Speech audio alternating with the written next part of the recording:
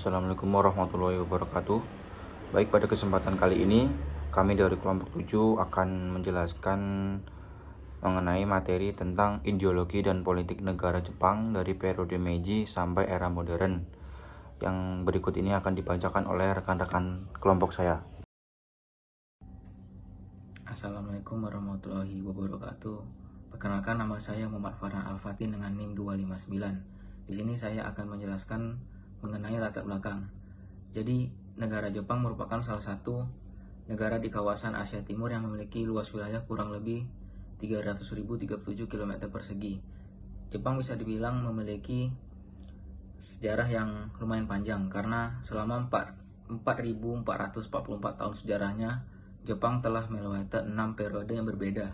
Yang pertama ada periode kuno, periode awal sejarah Jepang, kemudian ada awal abad pertengahan, kemudian ada periode transisi, periode kebangkitan Jepang, dan kemudian yang terakhir ada era modern. Tujuan negara Jepang pada zaman Meiji yaitu memajukan negara dalam berbagai bidang. Bidang yang diprioritaskan atau yang bisa dibilang diutamakan dalam pembangunan negara Jepang yaitu adalah sektor pendidikan. Karena dengan suatu pendidikan yang merata kepada semua rakyat di segala kalangan dapat memajukan negara dalam berbagai sektor. Berbagai macam kebijakan telah dilakukan pemerintah Jepang untuk memperbaiki negara Jepang dari keterpurukan, yaitu pada masa Sakoku. Berbagai bidang yang menunjang kemajuan negara mulai diperbaiki dan dibuat kebijakan yang banyak diubah. Perubahan yang sangat besar terjadi yaitu adalah peningkatan pendidikan di kalangan wanita. Sistem pendidikan yang mendiskriminasi atau menyudutkan kaum wanita telah dihapuskan, dan juga wanita diberikan kebebasan untuk menunjang pendidikannya. Pemerintahan Meiji menganggap bahwa wanita merupakan sumber kekayaan dalam perawatan dan pendidikan anak sebagai generasi penerus keluarga dan negara. Sekian dari saya. Assalamualaikum warahmatullahi wabarakatuh. Assalamualaikum warahmatullahi wabarakatuh. Nama saya Muhammad Abdul Maulana dengan akhiran NIM 247. Hari ini saya akan menjelaskan periode Meiji dan periode Taiso. Mungkin teman-teman di sini udah tahu kalau periode Meiji itu dimulai pada tahun 1868 sampai 1912. Apa sih periode Meiji itu? Periode Meiji itu merupakan era transformasi radikal dan modernisasi yang cepat di Jepang. Saya ulangi. Periode Meiji itu merupakan era transformasi radikal dan modernisasi cepat di Jepang. Dimulai dengan restorasi Meiji yang mengakhiri kekuasaan Shogun Tokugawa dan memulihkan kekuasaan kekaisaran di bawah Kaisar Meiji. Dalam periode ini atau periode Meiji ini, Jepang mengadopsi teknologi dan sistem pendidikan barat, membangun infrastruktur modern, dan mengembangkan industri secara besar. Banyak reformasi yang dilakukan oleh Jepang, termasuk penghapusan sistem feodal dan pembentukan pemerintahan terpusat, yang kemungkinan retribusi tanah kepada para petani itu melalui pengenalan sistem pajak yang baru. Jepang juga membangun angkatan bersenjata, yang dimana angkatan bersenjata itu kuat dan juga mengejar kebijakan ekspansi luar negeri yang ditandai dengan kemenangan dalam Perang Sino-Jepang pertama dan Perang Rusia-Jepang. Di tahun 1889, periode Meiji itu mendapatkan konstitusi Meiji diadopsi, membentuk dasar hukum pemerintahan modern Jepang dan memperkenalkan sistem pemerintahan baru. Lalu apa sih periode Taiso itu? Periode Taiso itu perlu teman-teman tahu, dia dimulai di tahun 1912 dan 1926. Sering juga disebut periode Taiso itu sebagai demokrasi Taiso karena adanya peningkatan dalam keterlibatan politik dan demokratisasi di dalam sana. Pemerintahan parlementer menjadi lebih kuat, sementara kekuasaan militer dan oligarki menurun. Pemerintahannya menjadi lebih kuat, kekuasaan militer dan oligarkinya menurun karena terjadi ketidakseimbangan di dalam sana. Jepang terus mengalami pertumbuhan ekonomi yang pesat dan urbanisasi. Dengan perkembangan industri dan perdagangan yang pesat serta perpindahan banyak orang ke kota-kota besar, Jepang punya pengaruh budaya Barat yang semakin kuat dalam kehidupan sehari-hari. Pengaruh itu mencakup seni, model, dan gaya hidup. Meskipun Jepang mengalami kemajuan yang sangat pesat akhir-akhir ini, periode ini juga menghadapi masalah politik dan sosial, termasuk ketidakstabilan ekonomi, ketidakpuasan buruh, dan gerakan sosial yang meningkat. Di akhir-akhir periode Taisho, Jepang mengalami krisis ekonomi yang menyebabkan ketidakstabilan politik dan sosial, yang menjadi salah satu faktor yang mengarah pada kebangkitan militerisme di periode berikutnya. Jadi intinya, ketika Jepang mengalami krisis ekonomi, pastikan sosial dan politika itu mengalami ketidakstabilan gitu, goyang gitu. Nah, itu tuh yang membuat faktor kebangkitan militer di periode itu meningkat gitu. Terima kasih. Assalamualaikum warahmatullahi wabarakatuh. Perkenalkan, nama saya Muhammad Fauzan Rosyid dengan NIM 236. Di sini saya akan menjelaskan tentang ideologi politik Jepang pada masa pasca Perang Dunia II sampai masa modern. Setelah kekalahan Jepang dalam Perang Dunia II, negara ini berada di bawah pendudukan sekutu yang dipimpin oleh Amerika Serikat. Reformasi besar-besaran dilakukan, termasuk pembubaran militer, desentralisasi kekuasaan, dan pengadopsian konstitusi baru pada tahun 1947 yang menghapus status ilahi kaisar dan memperkenalkan sistem demokrasi parlementer.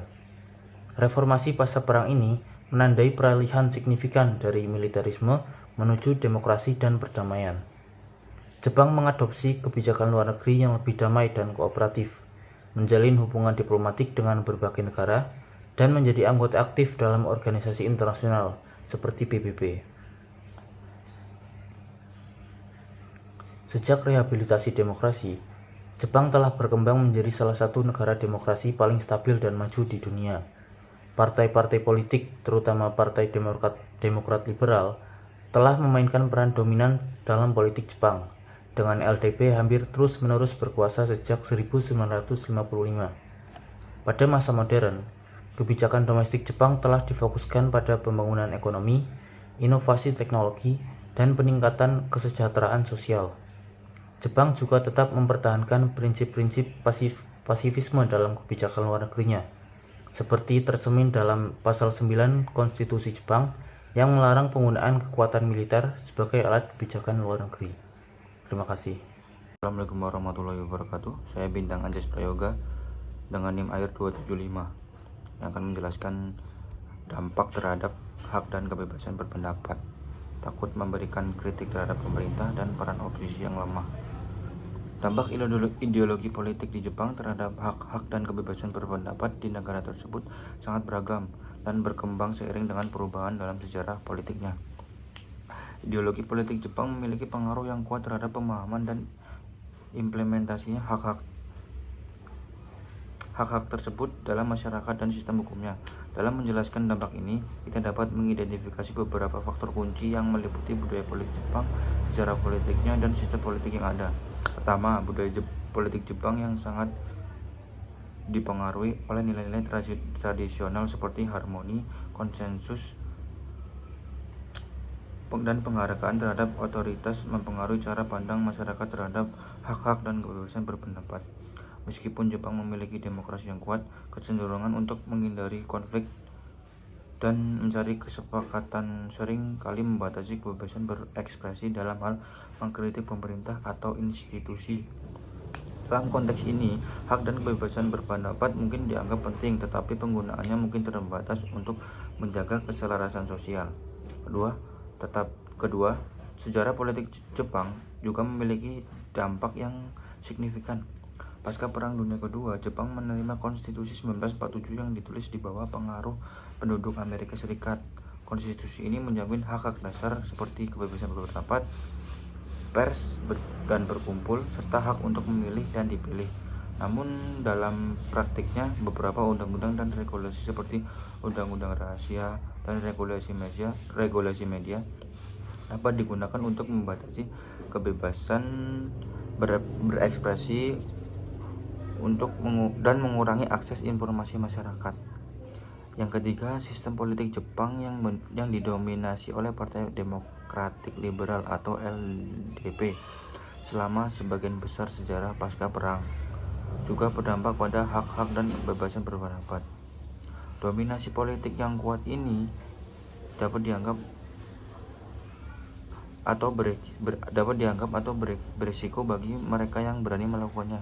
Selain itu, sistem politik Jepang juga yang cenderung klien dan berkompromi dapat menghambat kemampuan oposisi untuk mengartikulasikan pandangannya dengan jelas atau secara efektif. Meskipun demikian, pergeseran dalam budaya politik dan dinamika politik Jepang telah menghasilkan beberapa perkembangan positif dalam hal hak dan kebebasan berpendapat. Misalnya, munculnya gerakan hak sipil dan gerakan pro-demokrasi yang telah memperkuat kesadaran masyarakat tentang pentingnya hak-hak individu dan kebebasan berpendapat. Peningkatan akses informasi melalui internet dan media sosial juga telah memberikan platform bagi suara-suara alternatif dan opini yang berbeda. Pada akhirnya, dampak ideologi politik di Jepang terhadap hak-hak dan kebebasan berpendapat sangat kompleks dan terus berkembang seiring dengan dinamika politik dan sosial. Meskipun ada kendala dan tantangan, ada juga ruang bagi perubahan positif dan kemajuan dalam mewujudkan prinsip-prinsip demokrasi dan hak asasi manusia.